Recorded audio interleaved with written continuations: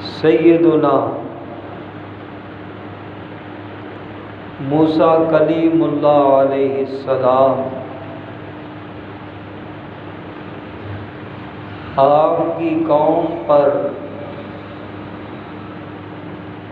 اللہ تعالیٰ نے من و سلوہ نازل فرمایا، آسمان سے پکا پکایا کھانا ان کے لیے نازل ہوتا تھا۔ تو اب یہ چھوٹا انعام ہے کہ آسمان سے کسی کے لیے یہ من و سلوہ نازل ہو، تو اللہ رب العزت نے انہیں من و سلوہ عطا فرمایا۔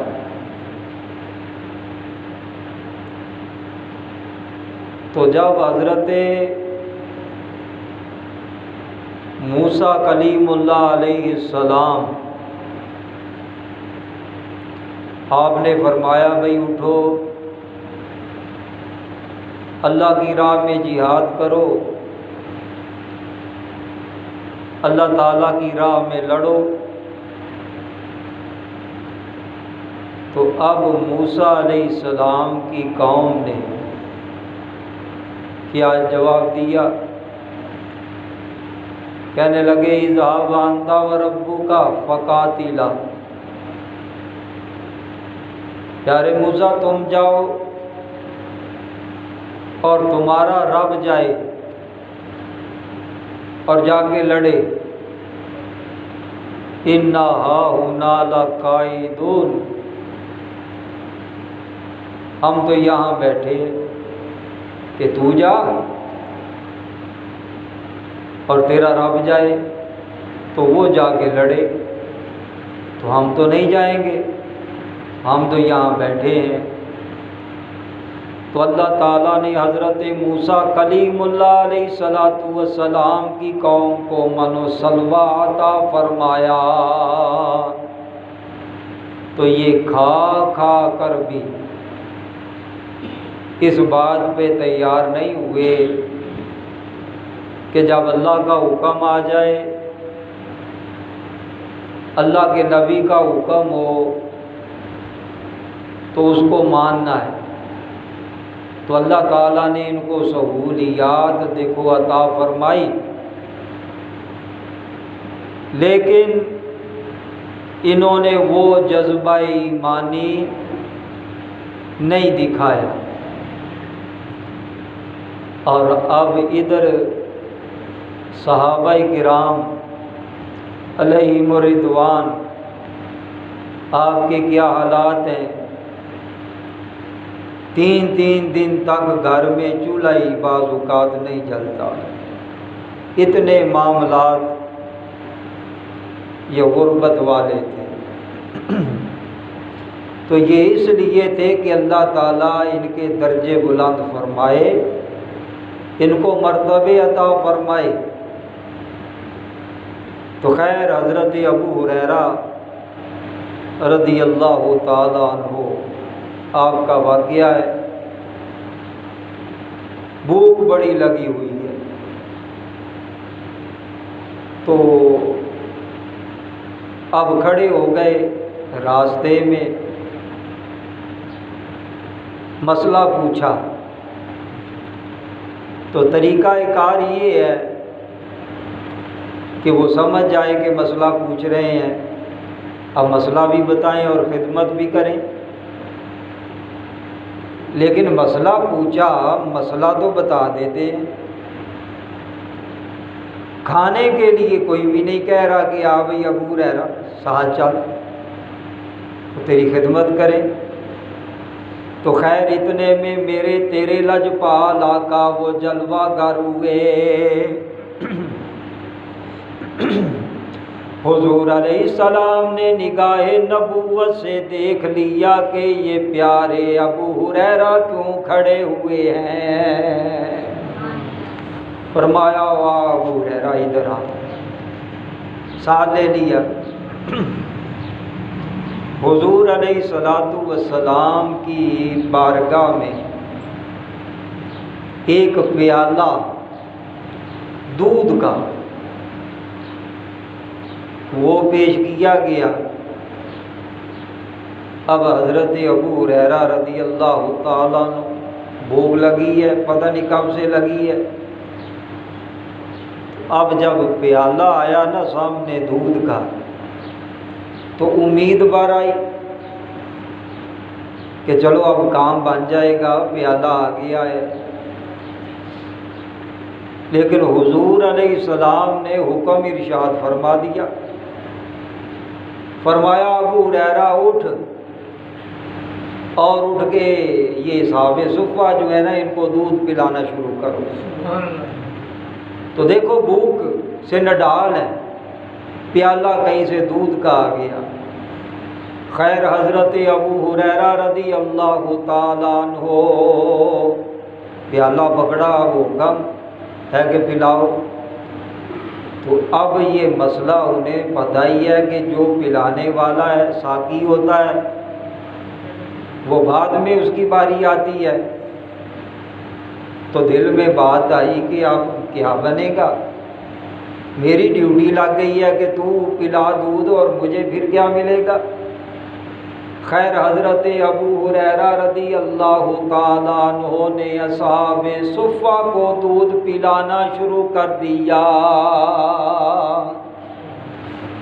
ایک کو دودھ پلایا، اور ادھر بھی حالات ایسے ہی ہوں گے کہ بھوک سے نڈال پتہ نہیں کب کی بھوک لگی ہے۔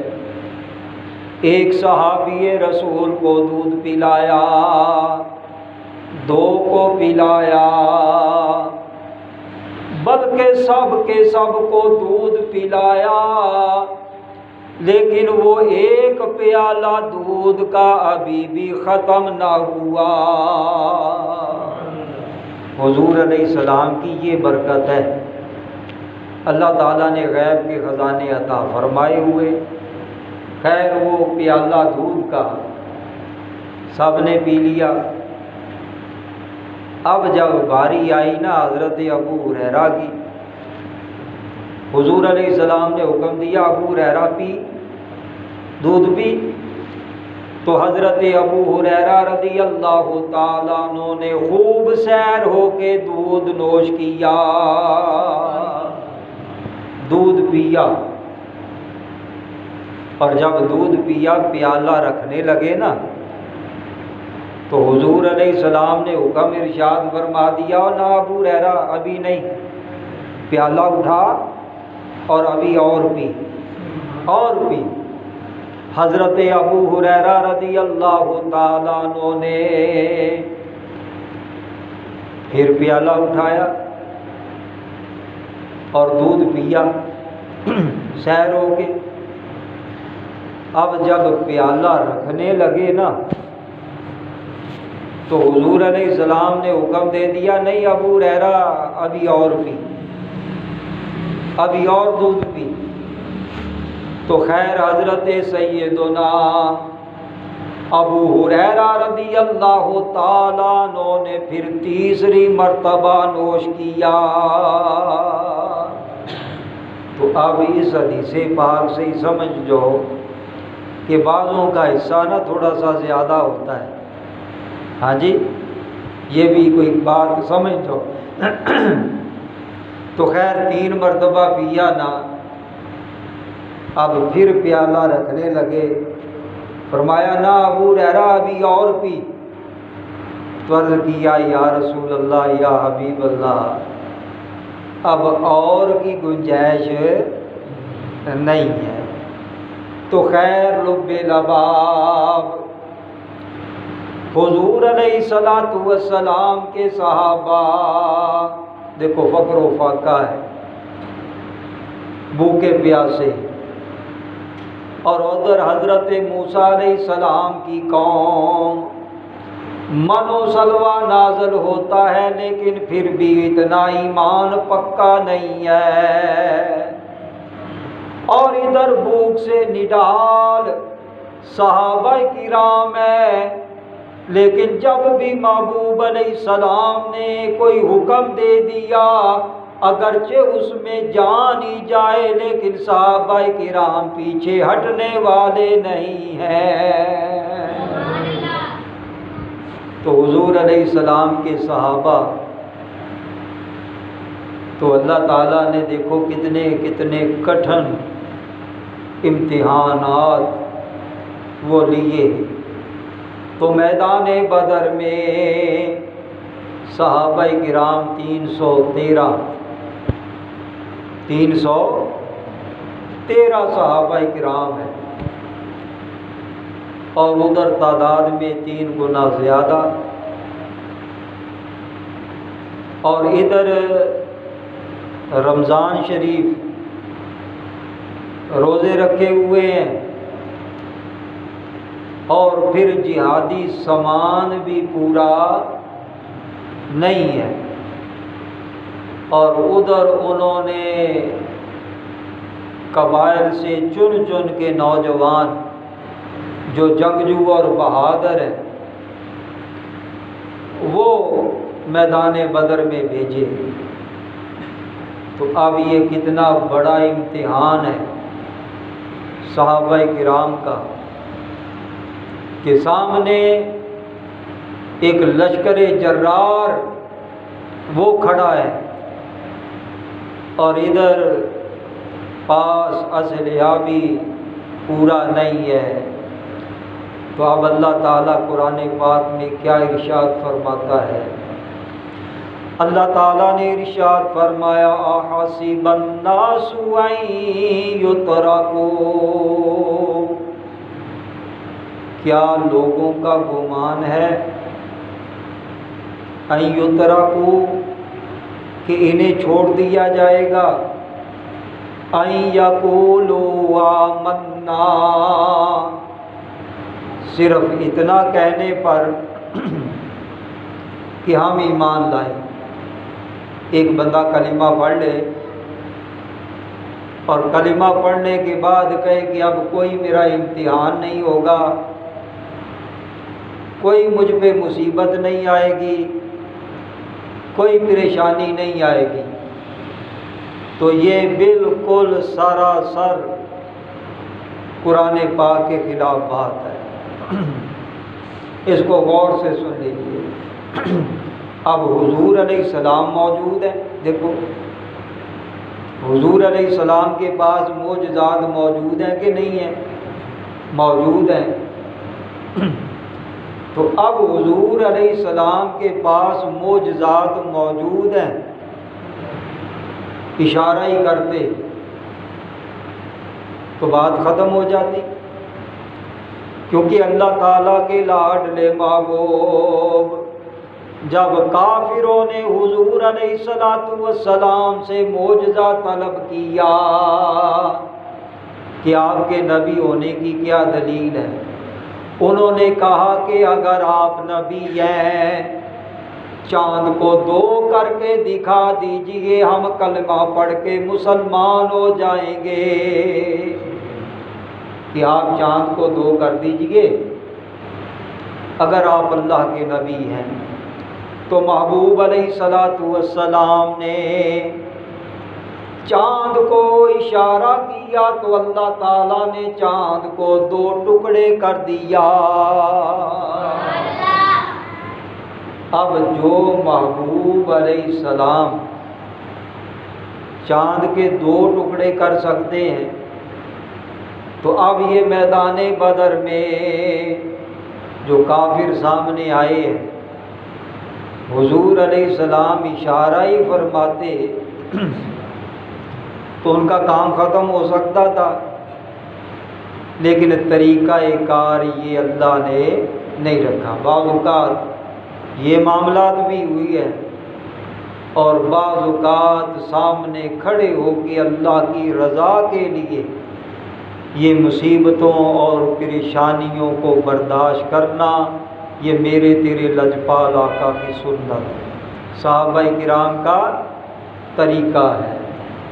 تو خیر محبوب علیہ السلام اشارہ ہی فرماتے تو یہ معاملہ ہو سکتا تھا، لیکن اللہ تعالیٰ نے یہ طور طریقہ نہیں رکھا۔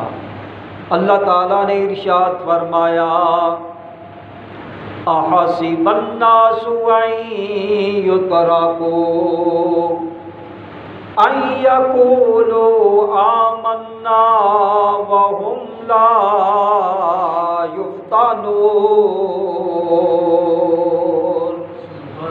اللہ نے فرمایا کیا لوگوں کا گمان ہے کہ ہم انہیں چھوڑ دیں گے؟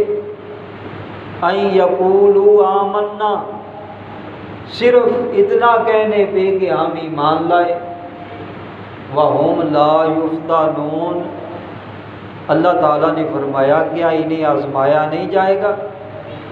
ان کو فتنوں میں مبتلا نہیں کیا جائے گا؟ یہ قرآن پاک ہے۔ تو کیا پتہ چلا؟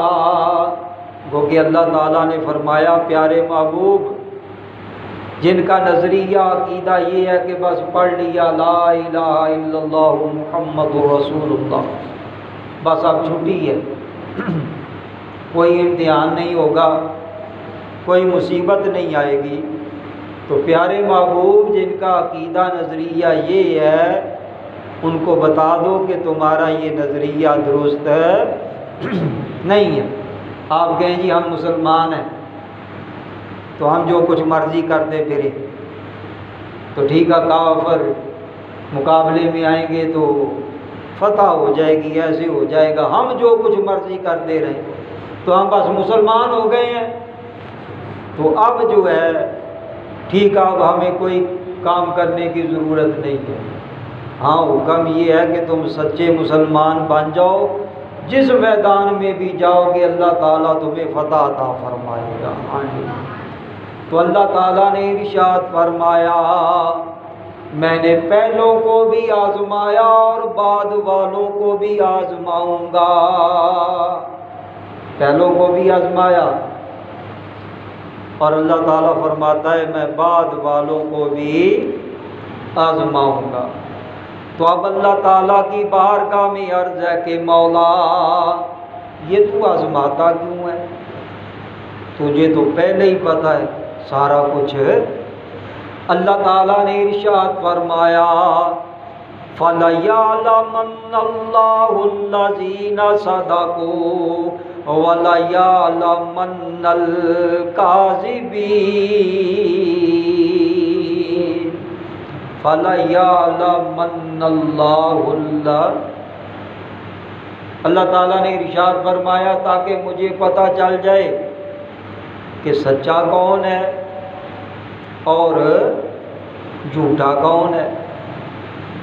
تو اللہ تعالیٰ کی بارگاہ میں عرض ہے کہ مولا تو پہلے ہی سارا کچھ جانتا ہے، لیکن یہ قرآن پاک ہے کہ اللہ تعالیٰ نے فرمایا میں امتحان اس لیے لیتا ہوں تاکہ مجھے پتہ چل جائے کہ سچا کون ہے اور جھوٹا کون ہے۔ تو علماء تفسیر فرماتے ہیں کہ یہاں علم بمعنی اظہار ہے، علم بمعنی اظہار ہے کہ اللہ تعالیٰ تو جانتا ہی ہے، اللہ تعالیٰ کو تو سارا کچھ پہلے ہی پتہ ہے، لیکن اللہ تعالیٰ دوسروں پہ یہ ظاہر کرنا چاہتا ہے او لوگوں دیکھ لو یہ میدان بدر میں میرے محبوب علیہ السلام کے صحابہ میری راہ میں یہ کتنے ثابت قدم ہیں۔ تو یہ آزمائش ہوئی نا، سامنے کافر ہے اور ہر قسم کے اسلحے سے وہ لیس ہیں، تعداد میں بھی زیادہ ہیں، اور ادھر صحابہ کرام تعداد میں بھی کم ہیں، اسلحہ تیر تلوار نیزے وہ بھی پورے نہیں ہیں، اور پھر یہ رمضان کی 17 ہے، یہ 17واں روزہ 17 رمضان المبارک ہے، روزے ہیں، تو یہ کیسا امتحان ہے۔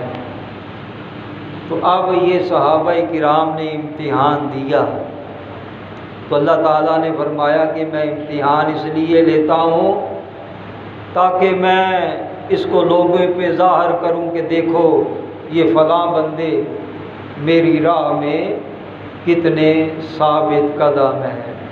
تو جب اللہ تعالیٰ کی راہ میں کوئی ثابت قدم ہو، اللہ تعالیٰ نے فرمایا مفہوم اس کا یہ ہے کہ جو کہہ دینا کہ میرا رب اللہ ہے، میرا رب اللہ ہے، اللہ تعالیٰ نے فرمایا ثم استقاموا، پھر اس پہ پکے ہو جائیں، ڈگمگائیں نہیں کہ جو کہہ دے کہ میرا رب اللہ ہے اور پھر اس پہ پکے ہو جائیں۔ تو اللہ تعالیٰ نے ارشاد فرمایا تتنزل علیہم الملائکہ، پھر اللہ تعالیٰ ان پہ اپنے ملائکہ کا نزول فرماتا ہے۔ پکے ہو جائیں، پکے کہاں ہونا ہے؟ جہاں مشکل گھڑی ہوگی، ثابت قدمی کہاں دکھانی ہے؟ جہاں موت سامنے نظر آ رہی ہوگی۔ تو اللہ تعالیٰ نے فرمایا جو ثابت قدم ہو جائے تو پھر ہم کیا کرتے ہیں؟ ملائکہ کا نزول فرماتے ہیں۔ تو میدان بدر میں صحابہ کرام نے حضور علیہ الصلوۃ والسلام کی معیت میں ثابت قدمی دکھائی تو اللہ تعالیٰ نے وہاں فرشتوں کا نزول فرما دیا۔ میدان بدر میں یہ فرشتے نازل ہوئے ہیں مدد کے لیے، تو ادھر کفار وہ تعداد میں بھی زیادہ ہیں اور ہر قسم کا اسلحہ ہے، لیکن ادھر جب صحابہ کرام نے اپنے امتحان کو پاس کر لیا، جذبہ ایمانی سے کھڑے رہے اور لڑنے کے لیے تیار ہو گئے، اپنی جان کو قربان کرنے کے لیے تیار ہو گئے، تو یہ نظر آتی شکست کو اللہ تعالیٰ نے فتح میں بدل دیا۔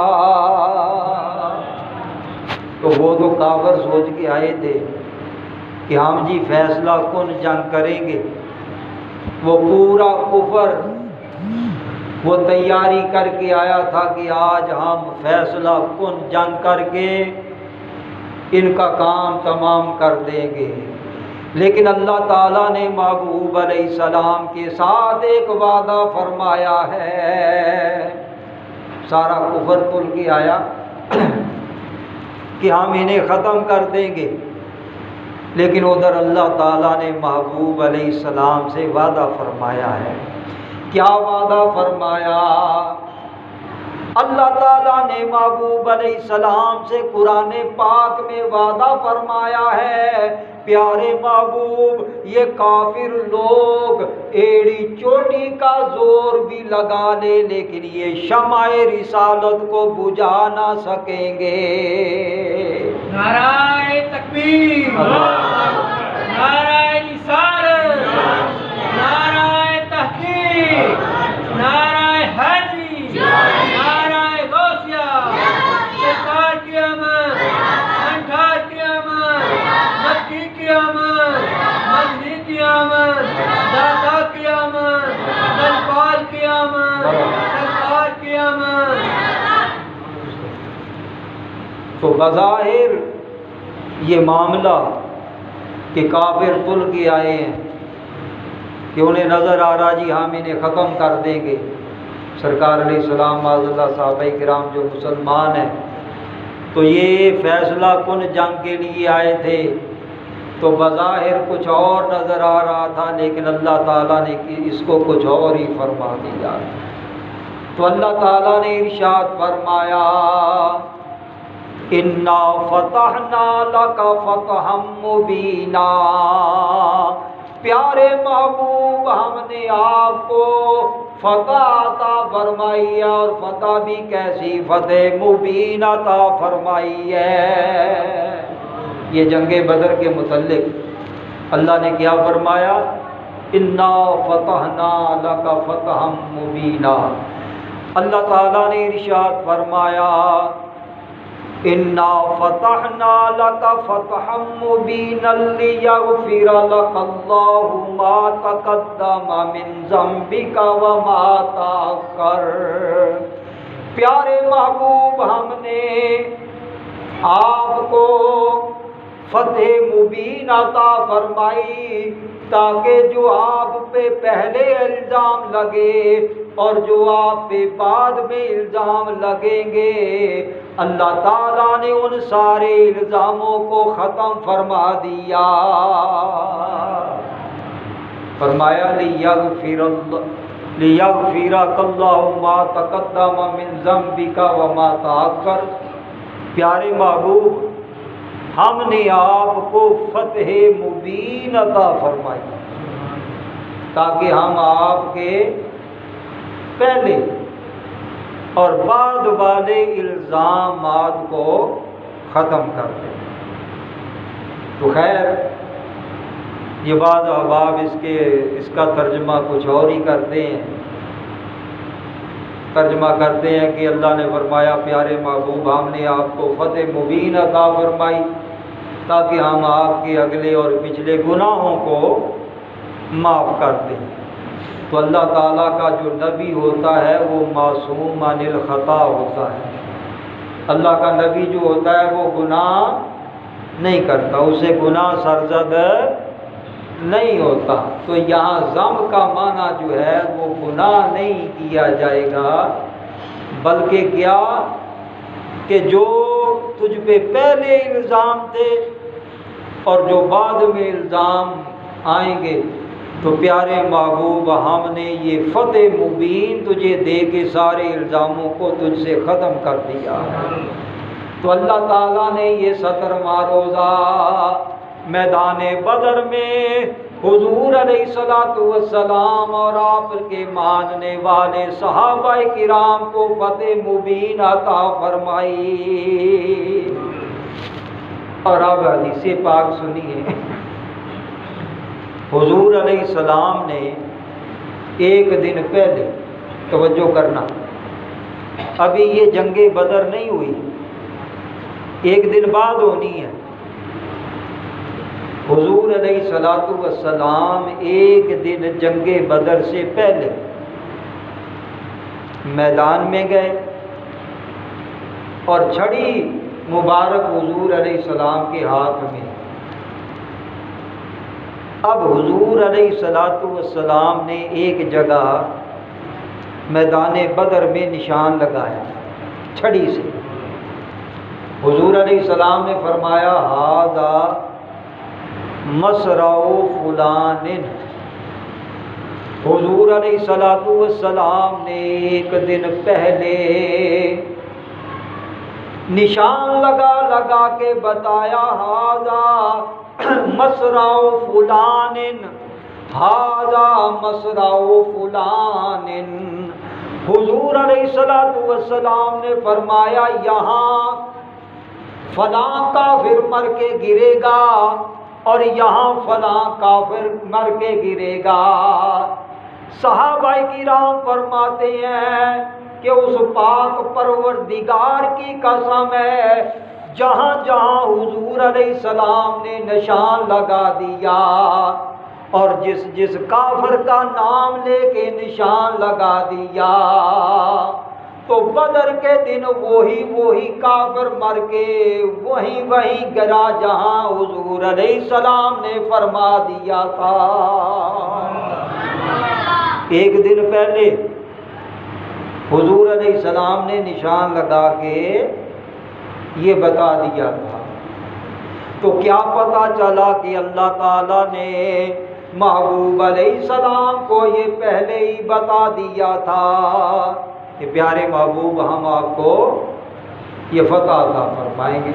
تو شاید غیر میدان بدر یہ کفر و اسلام کا معرکہ کہ کفر سارا اکٹھا ہو کے مضبوط ہو کے جنگجو انہوں نے اپنے نکالے نوجوان قبائل سے لیے اور یہ فیصلہ کن جنگ کرنے کے لیے آئے تھے مسلمانوں سے کہ ہم انہیں ختم کر دیں گے، لیکن آج تک ان سے اسلام اور اسلام کے ماننے والے ختم نہیں ہوئے۔ قیامت آ جائے گی، قرب قیامت میں حضرت عیسیٰ علیہ السلام آئیں گے، پہلے بھی کئی مرتبہ بتا چکے ہیں۔ حضرت عیسیٰ علیہ السلام آئیں گے، صلیب کو توڑیں گے، دجال کو قتل کریں گے۔ یہ فتنہ دجال، سائنس و ٹیکنالوجی شروع ہو گئی ہے نا جی، یہ یہود و غنوص سے اگر وہ بات کرتے ہیں تو یہ مطلب کہ معاملات کیا ہے آپ کے سامنے ہی ہے۔ تو خیر سائنس و ٹیکنالوجی، تو یہ دجال، فتنہ دجال یہ بڑا سخت ہوگا، اللہ تعالیٰ محفوظ فرمائے۔ تو خیر یہ کفر اکٹھا ہو کے آیا تھا میدان بدر میں کہ ہم اسلام کو ختم کر دیں گے اور اس کے ماننے والوں کو بھی ختم کر دیں گے۔ اب یہ ٹھنڈے دل سے بتاؤ کہ سپر پاور کون ہوتی ہے؟ سپر پاور، ایک طرف چند احباب ہوں، ایک حضور علیہ السلام ہی تھے نا جی، تنے تنا، پھر معاملہ شروع ہوا، چند احباب۔ اب سپر پاور کون ہے؟ تو بھائی کہنا پڑے گا کہ سارا عرب، سارا کفر اکٹھا ہو کے جس کو ختم کرنے پہ وہ تل گیا اور اس کو وہ ختم نہیں کر سکا، ایسے ہی ہے نا جی بات، ختم نہیں کر سکا تو ایسی بات یہ ختم نہیں کر سکے گی، یہ فرمان ہے، حدیث پاک ہے کہ اسلام کے ماننے والوں کو یہ ختم نہیں کر سکیں گے وہ قیامت تک۔ قرب قیامت آ جائے گا، تو حدیث پاک میں نے پڑھی ہے کہ اس سے مراد قرب قیامت ہے کہ یہ جو کچھ بھی مرضی کر لے، لیکن محبوب علیہ السلام نے فرمایا، مفہوم اس کا حدیث پاک کا، کہ اللہ تعالیٰ نے یہ اسلام کے پرچم کو بلند کر دیا ہے اور اس کے ماننے والوں کو بھی بلند کر دیا ہے۔ قیامت تو آ سکتی ہے لیکن یہ اسلام اور اس کے ماننے والے یہ ختم نہیں ہو سکتے۔ اس سے مراد قرب قیامت ہے، ٹھیک ہے نا جی؟ جب وہ حالات آئیں گے تو قیامت جو ہے وہ کافروں پہ آنی ہے، اللہ تعالیٰ وہ معاملہ پہلے کر لے گا نا جی، سارے سمٹ کے حرم میں چلے جائیں گے تو اب ہر طرف کفر ہوگا۔ وہی ہے کہ اب ان پہ قیامت آئے گی، اس سے پہلے ایمان والوں کو اللہ تعالیٰ اپنے دامن رحمت میں لے لے گا۔ تو کیا پتہ چلا، جو یہ ذہن بنا کے بیٹھے ہیں نا، نہیں جی یہ کچھ کر دیں گے، اسلام ختم ہو جائے گا، مسلمان ختم ہو جائیں گے، خدا کی قسم ایسا ہرگز نہیں ہوگا، نہیں ہوا، اور اب بھی نہیں، پہلے بھی نہیں ہوا ان سے، اب بھی نہیں ہوا، اور خدا کی قسم یہ قرب قیامت یعنی قیامت تک یہ اسلام اور اس کے ماننے والوں کو ختم نہیں کر سکے گی۔ حضرت عیسیٰ علیہ السلام آئیں گے، وہ حضور علیہ السلام کے دین کی تعلیم ارشاد فرمائیں گے، حضرت امام مہدی علیہ السلام آئیں گے وہ قرب قیامت میں، تو آپ حضور علیہ السلام کے دین کے پیروکار ہوں گے۔ تو لب لباب اللہ تعالیٰ نے میدان بدر میں یہ 313 صحابہ کرام، بظاہر سامنے موت نظر آ رہی ہے، بظاہر سامنے شکست نظر آ رہی ہے، لیکن جب حضور علیہ السلام سے وعدہ کر دیا، یا رسول اللہ، یا حبیب اللہ، جو کچھ بھی مرضی ہو جائے ہم اپنی جان تو دے سکتے ہیں لیکن آپ کا ساتھ نہیں چھوڑ سکتے۔ تو جب یہ وعدہ کر لیا، ثابت قدم رہے، ثابت قدمی آپ نے دکھائی ہے، موت سے جب لڑے تو اللہ تعالیٰ نے یہ بظاہر نظر آتی شکست کو فتح میں بدل دیا، اور اللہ تعالیٰ نے مسلمانوں کی اس شان کو قرآن پاک میں رکھ دیا اور قیامت تک اس شان کو کوئی بھی مٹا نہیں سکے گا۔ اللہ تعالیٰ نے میدان بدر کا نقشہ کھینچا، فرمایا انا فتحنا لک فتحا مبینا لیغفر لک اللہ ما تقدم من ذنبک وما تأخر۔ پیارے محبوب، ہم نے آپ کو فتح مبین عطا فرمائی ہے، یہ چھپ نہیں سکے گی، مٹ نہیں سکے گی۔ اللہ تعالیٰ نے فتح مبین عطا فرمائی تاکہ پیارے محبوب جو تم پہ پہلے الزام لگے اور جو بعد میں الزام لگیں گے، اس فتح کے ذریعے اللہ تعالیٰ نے تم سے سارے الزاموں کو ختم کر دیا ہے۔ تو پھر جنگ بدر میں جو صحابہ کرام شامل ہوئے نا، اللہ تعالیٰ نے پھر یہ ان کو سرٹیفکیٹ دے دیا کہ آج کے بعد جو کچھ بھی یہ کریں، ہاں جی، تو اللہ تعالیٰ نے ان کو جنت عطا فرما دی ہے۔ ہاں جی، سبحان اللہ۔ تو اللہ تعالیٰ نے ان کو یہ انعام عطا فرمایا کہ زندگی میں ہی ان کو بشارت دے دی کہ یہ جنگ بدر والے جو بھی کریں اللہ تعالیٰ نے ان کو جنت عطا فرمائی ہے۔ وآخر دعوانا الحمدللہ۔